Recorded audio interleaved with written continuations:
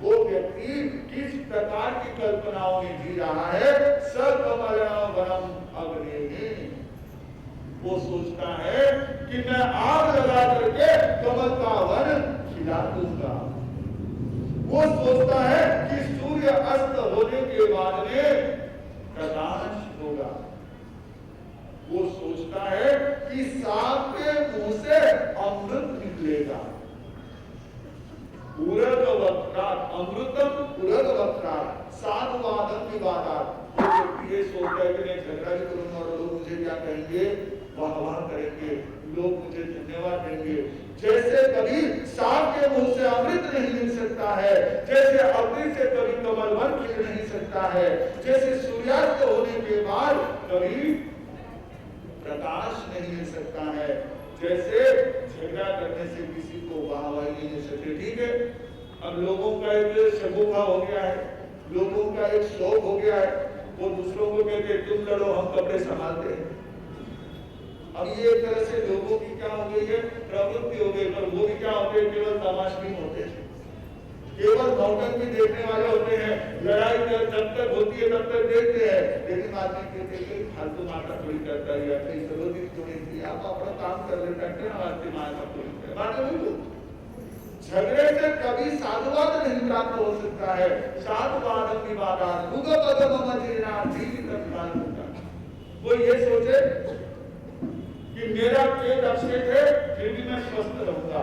रुग अपगम, बीमारी को दूर करना कोई सोचता है अजीर्ण से हो जाएगा तो संभव नहीं। सभी बीमारियों की जड़ जो है वो पेट। अगर आपका पेट ठीक है तो आपका शरीर 80-90% स्वस्थ रह सकता है। और पेट तभी ठीक रह सकता है जब खाया हुआ अन्न हजम हो। आज हम हजम होने की बजाय वो टेस्टी कैसा होगा इसका विचार करते। पहले लोग होते थे चबा चबा के खाते, कैसे खाते थे, चबा चबा के खाते थे। कहते थे एक बोल को 32 बार आपको ब्रश करना चाहिए, उसको 32 बार जो है मुंह में चबाना चाहिए, जिससे आपकी सलाइवा अच्छी तरह तैयार हो तो आपका हाजमा ठीक रहेगा। और ये बिल्कुल प्रैक्टिकल बात है, एकदम प्रैक्टिकल, एकदम प्रायोगिक। यानी किसी भी अच्छे डॉक्टर को आप बता दो, अच्छा डॉक्टर मैं इस सेंस में कह रहा हूँ कि जो आपको सही सलाह देने वाला हो, जो आपके मेडिक्लेम की तरफ देखने वाला ना, तो अच्छे डॉक्टर को बता दीजिए, वो यही कहेगा खाने का सही तरीका है कि आप अच्छी तरह से चबा कर। क्योंकि जैसे कहा करते थे हमारे दांत को तीखापन है, आंख को नहीं, दांत हमारे तीखे, दांत चबा सकते हैं, आंख चबा नहीं सकते, क्योंकि वो सॉफ्ट है। ये शार्प डेट हमारे शार्प। लेकिन पहले हमारा ऐसा खाने के साथ सिस्टम था कि चबा चबा के खाओ। और आज नया फंडा आ गया, आज विज्ञापन के युग में और आज होटलिंग के युग में लोग कैसे खाने लगे। आप जानते हो, मैं तो हाँ, अगर आप भी चबा चबा के खाओ तो बीमारी का काम ही नहीं है। अब देखो ये नई नई चीजें जैसी आ गई, इनको चबाने का काम कम नहीं है। आज बच्चे कैसी चीजें खाना पसंद करते हैं, जो सॉलिड हो या सॉफ्ट हो, हार्ड हो या सॉफ्ट हो। हार्ड चीजें पसंद नहीं होती, हमारी भीगा है, सॉफ्ट चाहिए, या तो आइसक्रीम हो, या तो मैगी हो, या तो पाव भाजी हो। ऐसी नरम नरम नरम नरम चीजें चाहिए जो क्या होती है, मुंह में कम पेट में ज्यादा जमा होती है। और वो पेट में जमा हो गई तो वहां तो कोई अपने पास में झाड़ू वाड़ू रहने लगा नहीं। और वो सारी पेट क्या करती है, अजीर्ण पैदा करती है, इंडाइजेशन पैदा करती है। आपको शायद पता होगा कि आज विदेशों में खास करके अमेरिका और ब्रिटेन में वहां की सरकार ने एक प्रकार से मिशन चला रही है, अभियान चला रही है कि बच्चों में जंक फूड खाने की आदतें कम से कम डेवलप। क्योंकि ये जंक फूड जो है ये अजीर्ण पैदा करते हैं और जवानी तक आते आते अनेक प्रकार की हमारी जानलेवा बीमारियों का कारण बनता है कि जहां कोई बीमारी नहीं। आजकल देखते हैं आप कोई बुजुर्ग व्यक्ति होता है उसको अगर ब्रेन स्ट्रोक हो जाता है तो वो महीना 2 महीना 4 महीने में कवर हो जाता है। अगर हार्ट को प्रॉब्लम हो गया तो भी वो महीना 2 महीने में रिकवर हो जाता है। और एक आध जवान को अगर ऐसा कोई झटका आ गया तो कोई वहां पर बीमारी सीधा सीवियर अटैक केस कब वहीं के वहीं पूरा काम समाप्त। ये अजीर्ण। तो कोई अगर ये सोचता है कि इंडाइजेशन रहे अजीर्ण रहे फिर भी मैं स्वस्थ रहूंगा तो ये संभव नहीं है। युगपदमम जीर्णा जीवितम कालकूटा। और कोई ये सोचे कि मैं जहर खाऊं फिर भी जीवित रह जाऊंगा, ये संभव नहीं है। कोई ये सोचे कि मैं गुटखा खा लूं, मैं सिगारेट पी लूं, फिर भी मैं क्या हो जाऊंगा, अपने शरीर को बहुत मजबूत रखूंगा। भाई साहब इस मुकाबले में मत रहना, क्योंकि ये किसी भी नाम का खाओ आखिर जाकर के अंदर में नुकसान करने वाला कोई भी नाम हो उसको क्या लेना देना। नाम तो कुछ भी हो सकता है। जैसे शेक्सपियर ने कहा व्हाट इज द नेम, नाम ही क्या रखा, तो किसी ने कहा गांधी जी ने कहा, अरे बोले नहीं गांधी जी ने कहा शेक्सपियर ने, बोले नाम ही क्या रखा है, नाम शेक्सपियर कर लो गांधी कर लो, बात कैसे मतलब। हाँ भाई तू कह रहा हो सही। जैसे कोई भी चीज हो, मुख्य बात यह है कि अगर हम जहर खाए और सोचे कि मैं बहुत समय तक जिंदा रहूंगा तो ये संभव नहीं है। जैसे जहर अपना असर बताए बिना नहीं रहता है, वैसे ही प्राणियों की हिंसा ये दुख से दिया, ये अधर्म का कारण। ये सकल ग्रंथे, ये सकल मोने, ये सकल मारे, ये सकल मारे, भगवान कहते हैं ये हिंसा ग्रंथ है और हमारा धर्म ग्रंथ था। बहुत सुंदर प्रार्थना की श्रीमद रामचंद्र ने। अपूर्व अवसर एवो प्यारे आवसे, प्यारे थईशु बाह्यांतर निर्ग्रंथ जो, सर्व संबंधनु बंधन तीक्ष्ण छेदिने, विचर सुकव महत पुरुष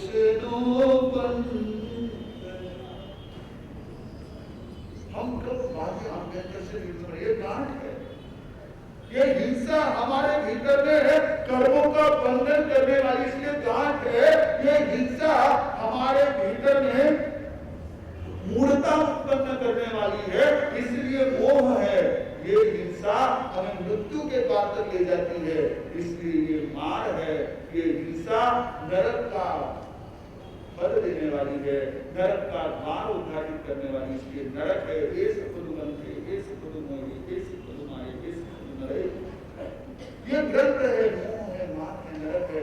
ये ग्रंथ है द बॉन्डेज, मोह, डिल्यूजन, मार, डेथ और नरक यानी जेल। ये चारों चीजें हिंसा में होती। ये ग्रंथ कौन से होते हैं? बाहर में जैसे 10 प्रकार की ग्रंथियां हमारे साहित्य में हमारे आंखों में पाई जाती है। क्षेत्र है, वास्तु है, धन है, धान्य है, संचय है, मित्र जाति है, घास है, कुत्ते है और वाहन ज्ञान। ये सब बाहर की ग्रंथि है। ये सब बाहर से हमको घेरे रखने वाले, बांध के रखने वाले। कई बार आप देखते हैं यहाँ तो अच्छी व्यवस्था है, धीरे धीरे महासंघ में काफी जमा ली है। हम लोग जिस कमरे में रहते हैं वहां से कई चीजें आती जाती दिखाई देती है। तो आपके लिए तो सुविधा करनी है कि आप अपने चरण रक्षकों की हिफाजत कर सको, उसको ठीक से रख सको। नहीं तो कई बार लोग मंदिरों में चले जाते हैं, बाहर में चप्पल जूते खोल देते हैं, अंदर में जाने के बाद भी उनकी नजरें बार बार खोल करके बाहर चली जाती है, क्योंकि वो क्या होती है, बंदी होती है। कहते महाराज जिस समय बच्चे थे और अपना घर छोड़ करके निकल गए, कुछ मन में उनकी इस तरह के भाव आ गए कि नहीं यहाँ पर सब अन्याय चल रहा है, वो निकल गए कि मुझे इसमें नहीं रहना, बच्चे रास्ते रास्ते में जाते समय एक सेठ जी का साथ हो गया। तो सेठ जी के साथ बात करते जा रहे थे तो एक गाय को एक व्यक्ति रस्सी से बांध करके अपने पीछे खींचते हुए ले जा रहा था। तो सैनिक ने सेठ जी से पूछा, उनको उसने मामा जी से संबोधित किया। उसके पीछे भी बड़ा एक रहस्य। तो उसने कहा, मामा जी ये रस्सी से कौन बंधा हुआ है, आदमी बंधा हुआ है या गाय बंधी है? क्या पूछा? रस्सी से कौन बंधा हुआ है, गाय बंधी हुई है, आदमी बंधा? आप बताइए कौन बंधा होगा? आपने देखा होगा। जैसे आप रास्ते में जाते हो तो आजकल गाय को देखने को नहीं मिलती बंधी हुई, कुत्ते देखने को मिलते हैं, भैंसे की तरह होते हैं, कई बकरे की तरह होते हैं, अलग अलग टाइप के होते हैं। कुत्तों में भी वैरायटी आ गई है। पहले एक ही टाइप के भौंकने वाले कुत्ते नजर आते थे, अब तो कुत्तों में भी बहुत से प्रकार आ गए हैं। उनके नाम भी हमारे बच्चों को मालूम है, गायों के और कुत्तों के, दो मॉडल सब बच्चों को मालूम है, और तीसरा मोबाइल के भी मॉडल पता है। तो ये जो है कुत्ते को बंधा हुआ देखते हैं, तो मुझे ये बताइए कुत्ता बंधा हुआ या आदमी बंधा हुआ, सच क्या है? हाँ, पट्टा किसके गले में? पट्टा तो उस पशु के गले में, लेकिन बंधा हुआ कौन है? हाँ, बस यही आपकी और हमारी स्थिति है। भगवान कहते हैं ये सब चीजें वैसी है। हमको लगता है कि ये चीजें हम तिजोरी में बंद कर रहे हैं, वो नहीं बंद हो रही, हम उसके साथ बंद हो रहे हैं, हम लॉक हो रहे हैं। भगवान कहते हैं यही तो बात है। अगर वो सैनिक अपने मामा को कहता है, मामा जी अगर ये गाय कदाचित रस्सी को छुड़ा ले, उस आदमी के हाथ से रस्सी छूट जाए तो गाय के पीछे आदमी भागेगा, आदमी के पीछे गाय भागेगी। तो बंधा हुआ कौन हुआ? ये गांठ है, ये गांठ है। भगवान कहते हैं ये गांठ है। हिंसा में जुड़ा हुआ जो जीव होता है वो गांठ बांध लेता है, वो मोहग्रस्त हो जाता है। भीतर की गांठ, बाह्य ग्रंथि 10 प्रकार की जो बाहरी वस्तुएं हैं उनका परिग्रह वो गांठ है, और आभ्यंतर ग्रंथि 14 प्रकार की, जिसमें 4 दशा है। साथ में राग द्वेष, मिथ्या हो गए, फिर हास्य लगी, अलग शोक है, गुस्सा, 6-9 दशा। ये 14 प्रकार के आभ्यंतर ग्रंथि है। इससे भी व्यक्ति बंधा हुआ है, और यही ग्रंथि उस हिंसा के कारण बनती है, और उस ग्रंथि के कारण हिंसा में प्रवृत्त होता है। ये एक दूसरे के पूरक है। आप अगर सप्लीमेंट्री लगाते हैं तो उससे आपके पेपर का वेटेज बढ़ता है, और पेपर के साथ सप्लीमेंट्री ना हो तो जैसे ही होता है। जैसे ये ग्रंथि जो है ये हमारे पाप को बढ़ाने वाली, और पाप के कारण ग्रंथि बनती जाती है। ये गांठ, ये ग्रंथि। आपके अंदर ग्रंथि 4 दशाएं हैं, राग द्वेष है, मिथ्यात्व भी हमारी ग्रंथि है। हम कैसे कैसे मिथ्यात्व में पड़े हुए, कैसे कैसे भ्रांति हमारे भीतर पड़ी हुई है, वही मिथ्यात्व हिंसा का कारण बनता है। कई लोग मुझे पूछते हैं, मां साहब ये सम्यक और मिथ्यात्व की परिभाषा थोड़ी होती है, इसकी क्या सम्यक तो कैसा होता है? मिथ्यात्व में किन किन चीजों का त्याग होता है? और मिथ्यात्व में वैसे तो देखा जाए कई लोग कई चीजों के पहचान ले लेते हैं। किसी को दिया नहीं लगाना इसके पहचान होते हैं, किसी को अगरबत्ती नहीं लगाना इसके पहचान होते हैं, किसी को टीका नहीं लगाना इसके पहचान होते हैं, किसी को कोई पहचान होते हैं कि हमने मिथ्यात्व का त्याग करके इसके अंतर्गत पहचान ले ली। लेकिन क्या वास्तव में हम मिथ्यात्व से मुक्त हो गए? हम भीतर में सोचे, हमने पहचान ले लिए, लेकिन मैंने करूंगा मेरी बहू कर सकती है। यानी क्या हुआ? गुड़ नहीं खाऊंगा, गुलगुले खाऊंगा। मैं क्यों कहूं? अपनी मर्जी से करे, मुझे जरूरत क्या है? मुझे इन चीजों की कोई आवश्यकता नहीं। मेरे अरिहंत देव जो है वो मेरे लिए सर्वस्व है। मुझे किसी की जरूरत, कुछ भी जरूरत। मेरा नौकार मंत्र अपने आप में बहुत कुछ है, मुझे किसी दूसरे मंत्र की जरूरत नहीं। कभी ऐसा मन में आता है ना, और नहीं आता है तो समझ लीजिए अब तक भी हमारे अंदर सम्यक अच्छी तरह से प्रकट नहीं हुआ। कहीं ना कहीं अभी भी हम 2 डिग्री पर है, कहीं अभी भी हमारे ऊपर मिथ्यात्व का पगड़ा है। इसीलिए हम थोड़ा कुछ ढूंढ रहे हैं, इधर उधर देख रहे हैं। गुरुदेव के पास कोई श्रावक आते, गुरुदेव के सामने आपकी कुछ भी बात रही है, तो गुरु तो होते हैं वहीं पर जहाँ व्यक्ति अपने मन को खोल सकता है। गुरु इसीलिए होते हैं, प्रत्यक्ष में हो या परोक्ष में हो, गुरु का आलम्बन इसीलिए होता है कि हम अपने दिल को उनके सामने खोल सके, अपने भाव प्रकट कर सके। तो गुरुदेव के सामने अपने कुछ तकलीफ को कह देते हैं, गुरुदेव के क्या गुरुदेव न कर वो तक अपना आत्म देख रहे हैं। गुरुदेव कहते हैं अब उस समय में जो भाषा थी उसी भाषा में देख रहे हो। अगर तेरे पास कलेक्टर की पर्ची हो तो फिर तुझे किसी हवालदार की, मामलेदार की अगर तेरे पास हो तो हवालदार की पर्ची की जरूरत है। कलेक्टर तेरे साथ हो तो किसी साधारण व्यक्ति के, किसी साधारण सिपाही की सिग्नेचर की जरूरत क्या है? जब तुम्हारे पास नौकर मतलब महामंत्र है, इतनी बड़ी साधना तुम्हारे पास है, दूसरे आदमी की आवश्यकता है। लेकिन मिथ्या तो हमारे अंदर होता है, जीव को अजीव, अजीव को जीव मान लेते हैं। हमने शरीर को जीव मान लिया, हमारे जीव को तो हमने समझे, आत्मा को तो समझे। एक बहुत अच्छा मौका हमारे पास है, 13, 14, 15 अगस्त को आत्म ध्यान साधना शिविर यहाँ संपन्न होगा। मैं चाहूंगा कि अधिक से अधिक भाई बहन इस शिविर में सहभागी बनकर के उस साधना के द्वारा थोड़ा सा क्यों न हो, कुछ अपने भीतर में रहे उस तत्व की अनुभूति का प्रयास करें। जरूरी नहीं कि तुरंत क्लिक हो जाए, लेकिन है ये बात अगर हम मानते हैं तो उसके लिए कुछ हमें ये भी खोज भी करनी जरूरी है। खोज प्रत्येक को स्वयं भी करनी। मैं आपके अंदर रहे हुए आत्मा तत्व को देख नहीं सकता, आप मेरे अंदर रहे हुए आत्मा तत्व को देख नहीं सकते, ये तो मात्र की कमी है। लेकिन हमारे भीतर रहे हुए आत्मा तत्व को हम जान सकते हैं, अनुभव कर सकते हैं, तो ये हमारे लिए। लेकिन हम क्या करते हैं, आत्मा को तो देखा ही नहीं, शरीर को आत्मा मान करके उसी के सारे क्रियाकलापों में लगे हुए। हम इस चीज को कहीं ना कहीं थोड़ा सा समझें, जो हमारी कषायों की मुक्ति वो मोक्ष का मार्ग, बाकी बाहरी क्रियाएं नहीं है, लेकिन हम उसी मोक्ष मार्ग को भूल गए। कषाय को बढ़ाए जा रहे, धर्म के नाम पर, तेरे मेरे के नाम पर कषाय बढ़ाए जा रहे, और अपने ये मोक्ष का मार्ग है। मेरे संप्रदाय से, मेरे गुरु के साथ में चलेंगे तो मोक्ष में जाएंगे, इधर से तो नरक में जाएंगे। ये कहां से हमने सीखा? ये सारा मिथ्या है। इस मिथ्यात्व को दूर करके सही समझ को अपनाए। मिथ्यात्व हमारे अंदर की गांठ है, वेद हमारे अंदर की गांठ है, डिजायर्स हमारे अंदर में रही हुई लस्ट, हमारे अंदर में रही हुई वासनाएं, ये हमारी ग्रंथि है, ये हमें हिंसा में प्रवृत्त करती है। हमारे अंदर हास्य, रति, शोक है, हिंसा, ये तत्व हमें हिंसा में प्रवृत्त करते हैं। इनसे बचकर ही हम कहीं ना कहीं उस निर्ग्रंथ धर्म की सत्य रूप से आराधना कर सकते हैं।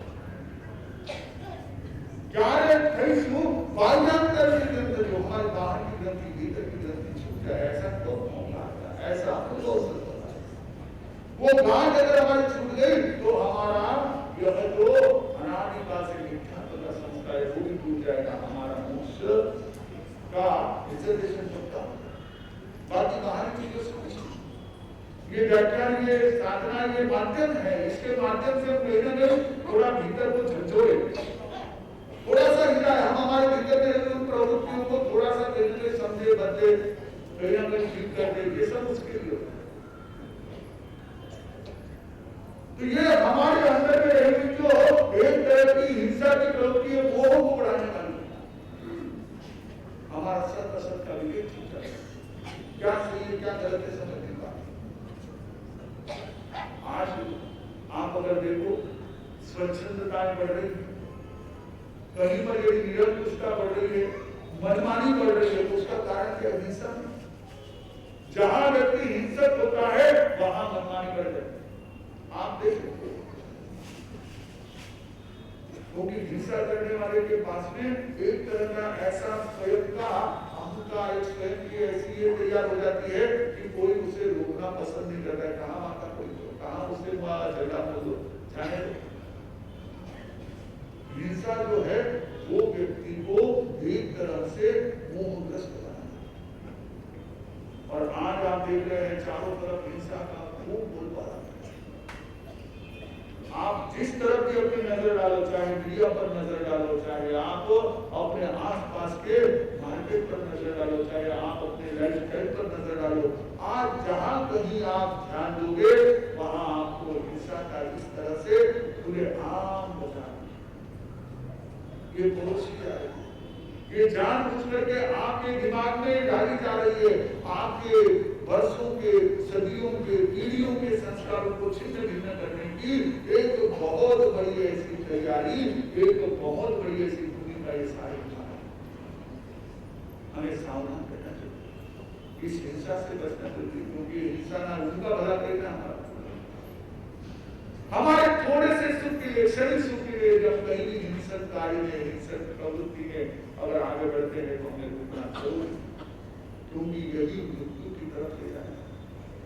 हिंसा जो है, आप जब किसी को किसी प्रकार से तकलीफ दोगे तो निश्चित रूप से यही बहुत सुंदर पंक्तियां बोलेगी थी, जो किसी को शक्कर दे फिर वह भी शक्कर खाता है, जो किसी को चक्कर दे फिर वह भी चक्कर खाता है, जो किसी को टक्कर दे फिर वह भी टक्कर खाता है, जैसा जिसके साथ गए फिर वह भी वैसा पाता है।